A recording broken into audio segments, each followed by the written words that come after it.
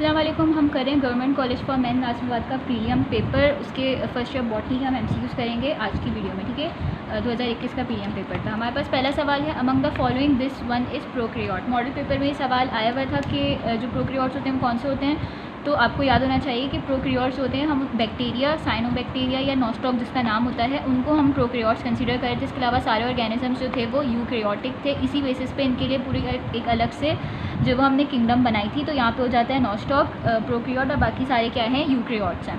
उसके बाद है क्रोमोसोम विद इक्वल आर्म्स। तो आपको अच्छे से याद होना चाहिए कि किसकी क्या कैरेक्टरिस्टिक्स थी, टाइप ऑफ क्रोमोसोम्स में। शॉर्ट के लिए भी इंपॉर्टेंट है, वेरी शॉर्ट में भी पूछते हैं ये सवाल, और एमसीक्यूज़ में भी इस तरह से आपसे पूछ रहे हैं। तो ये हो जाता है मेटासेंट्रिक, जिसके दोनों आर्म्स जो होते हैं वो इक्वल होते हैं। उसके बाद अगला सवाल है, Singer and Nicolson proposed a working model of. तो ये आपको याद होना चाहिए अच्छे से कि जो प्लाज्मा मेम्ब्रेन थी, या ये कह लें जो सेल मेम्ब्रेन थी, उसका जो मॉडल प्रपोज किया था वो सिंगल और निकोलसन ने प्रपोज किया था। तो यहाँ पे आंसर क्या हो जाता है, प्लाज्मा मेम्ब्रेन। आपको नाम भी बताना चाहिए, वो था फ्लूइड मोज़ेक मॉडल। उसमें ये भी आपको बताना चाहिए कि उसको क्यों फ्लूइड मोज़ेक मॉडल कहा था, उसमें फ्लूइड क्या था और मोज़ेक लाइक स्ट्रक्चर क्या था प्लाज्मा मेम्ब्रेन में।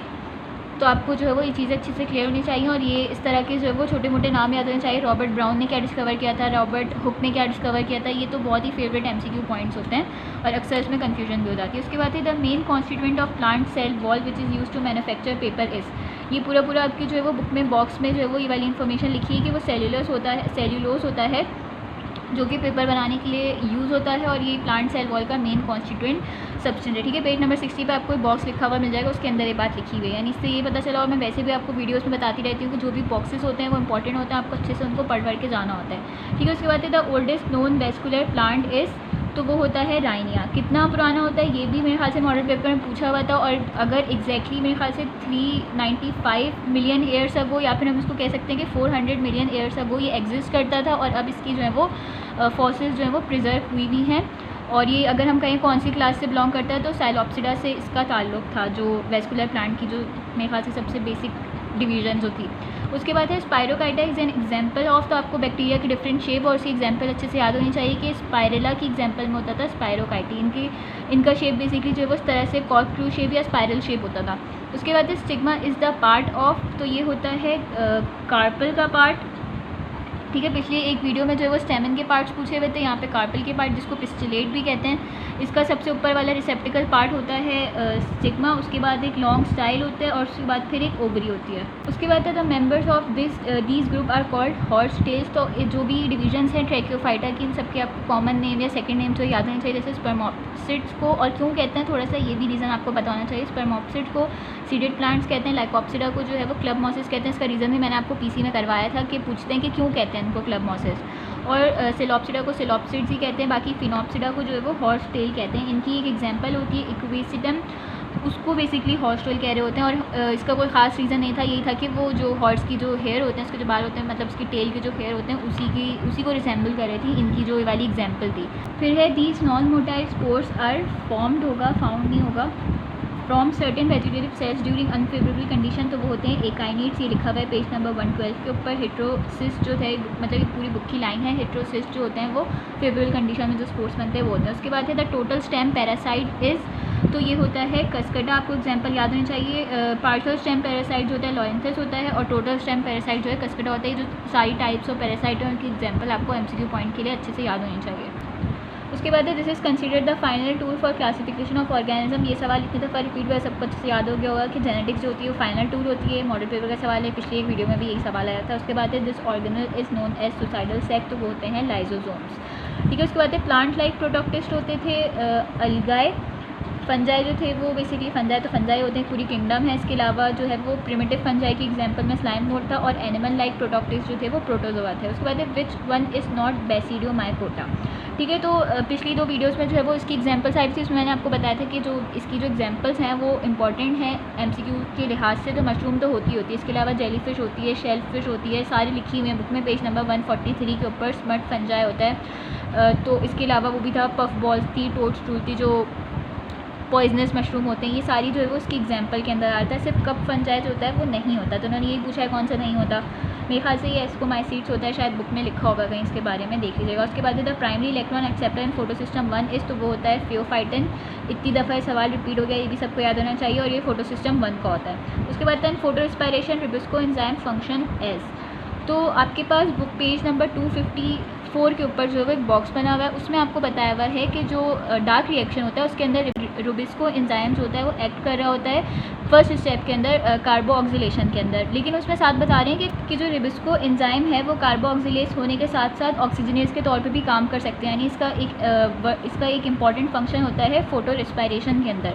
वहाँ पे क्या कर रहा होता है, बेसिकली कार्बन के साथ कंबाइन होने के बजाय ये ऑक्सीजन के साथ कंबाइन होता है और इस तरह के प्रोडक्ट बनाता है जो इवेंचुअली फिर कार्बन डाइऑक्साइड ही रिलीज़ करते हैं। फोटो रेस्पिरेशन वाला टॉपिक है, इसको आपने पढ़ लेना है अच्छे से।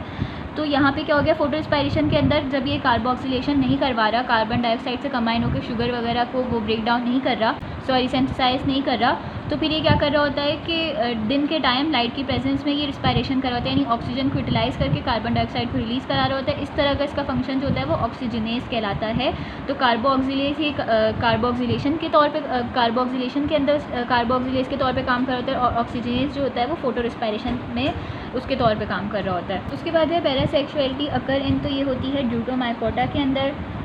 फिर है एस्परजिलस फ्लेवस प्रोड्यूसेस कार्सिनोजिक टॉक्सिन, जिसको क्या कहते हैं, ये होता है एफ्लोटॉक्सिन।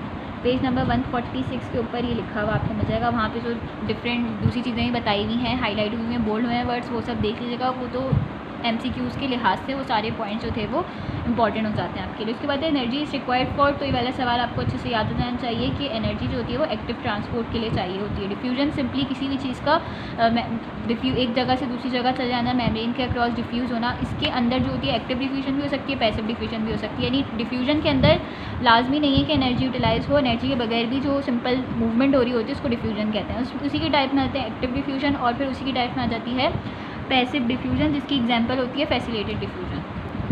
This product is has isomorphic alternation of generation, तो आपको अच्छे से याद होना चाहिए कि अल्वा के अंदर आइसोमॉर्फिक ऑल्ट्रेशन ऑफ जनरेशन होता है। अगर कहीं पूछने रीज़न कि ऐसा क्यों कहते थे आइसोमॉर्फिक ऑल्ट्रेशन ऑफ जनरेशन, तो इसका मतलब होता है iso mean same, morphic means morphology या किस तरह के वो नज़र आ रहे होते हैं। तो अल्वा के अंदर जो जो दो इनकी जनरेशन होती है, स्पोरोफाइट गैमेटोफाइट, दोनों बिल्कुल एक जैसे लग रहे होते हैं। आपने प्लांट्स में हर जगह पढ़ा होगा कि स्पोरोफाइट अलग तरह का होता है, गैमेटोफाइट डिफरेंट तरह का होता है। तो वो हेट्रोमॉर्फिक ऑल्ट्रेशन ऑफ जनरेशन थी सबके अंदर, जबकि अल्वा के अंदर जो इनका गैमेटोफाइट होता है वो भी सी लेटस लाइक होता है, और इनका स्पोरोफाइट भी जो होता है सेम उसी मॉर्फोलॉजी का बिल्कुल उसी तरह से नजर आता है। इस वजह से कहते हैं अल्वा के अंदर आइसोमॉर्फिक ऑल्ट्रेशन ऑफ जनरेशन होती है।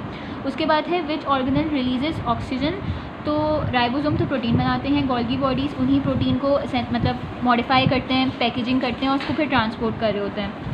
जबकि माइटोकॉन्ड्रिया जो होते हैं उनका रोल होता है एरोबिक रिस्पायरेशन के अंदर, जिसके अंदर ऑक्सीजन यूज़ होता है, रिलीज़ नहीं होता। ठीक है, ये भी शायद मॉडल पेपर कहीं पे आया था सवाल, वहाँ पे मैंने आपको बताया था कि क्लोरोप्लास्ट के अंदर क्योंकि फोटोसिंथेसिस होती है, तो फोटोसिंथेसिस का बाय प्रोडक्ट होता है ऑक्सीजन, तो इसलिए ये रिलीज़ करते हैं, क्लोरोप्लास्ट रिलीज़ करता है ऑक्सीजन, और ये जो है वो माइटोकॉन्ड्रिया यूटिलाइज़ करते हैं उस ऑक्सीजन को रिस्पायरेशन के अंदर। उसके बाद फोटोसिंथेटिक बैक्टीरिया लिबरेट्स, तो जो नॉर्मल फोटोसिंथेसिस होती है उसके अंदर जो चीज़ यूज़ होती थी वो वाटर होती थी, और उसके बाय प्रोडक्ट के तौर पर हमें ऑक्सीजन मिलता था फोटोलाइसिस के ज़रिए से। ठीक है, ये हमने नॉर्मल प्लांट्स के अंदर फोटोसिंथेसिस में पढ़ा है। बैक्टीरिया क्या करता है, वो वाटर यूज़ नहीं करता, वो सॉइल के अंदर होता है, तो वो सॉइल के अंदर जो मिनरल होता है हाइड्रोजन सल्फेट उसको यूज़ करता है। तो जाहिर सी बात है जब यहाँ पे ऑक्सीजन है ही नहीं तो कैसे यहाँ से रिलीज़ होगा, तो इसके रिजल्ट में जो चीज़ मिलती है वो होती है सल्फ़र।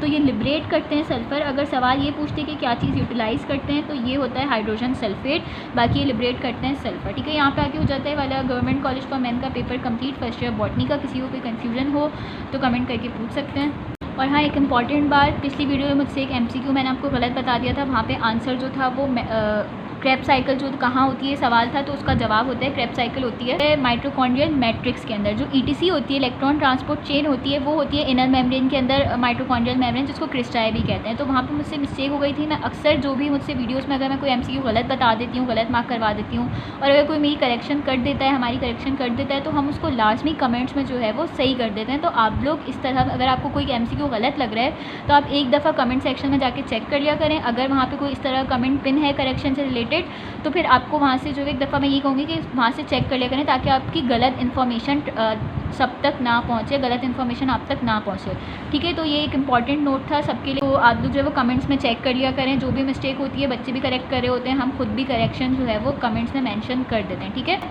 Thank you.